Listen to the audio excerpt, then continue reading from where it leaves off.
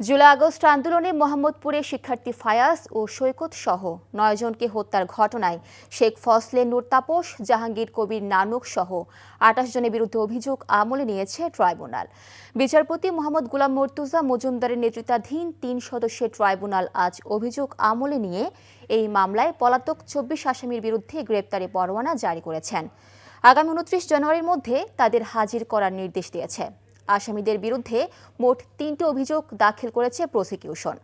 ২৮ আসামির মধ্যে যারা এখনও গ্রেফতার হননি তাদের মধ্যে অন্যতম হলেন তাপস, নানক, পুলিশ কর্মকর্তা হাবিবুর রহমান, হারুন, বিপ্লব ও প্রলয় জোয়ারদার। এছাড়া মোহাম্মদপুরের কয়েকজন সাবেক ওয়ার্ড কাউন্সিলরও রয়েছেন। ফারহান ফাইয়াজ এবং মাহমুদুর রহমান সৈকত সহ মোট ৯ জনকে হত্যা করা হয় এবং অসংখ্য মানুষ সেখানে আহত হন। সাবেক মেয়র ফজলে নূর তাপস, যুবলীগের নেতা বা আওয়ামী লীগের নেতা জাহাঙ্গীর কবির নানক সহ মোট ২৮ জন আসামির বিরুদ্ধে অপরাধীদের ব্যাপারে তারা তদন্ত রিপোর্ট এবং অন্যান্য এভিডেন্স আদালতে দাখিল করেছেন। ইনশাআল্লাহ ২৯ তারিখের পরে পরবর্তী কার্যক্রমের মধ্য দিয়ে এই মামলার বিচার কার্য শুরু হবে এবং যথানিয়মে সেটাও নিষ্পত্তিও হবে।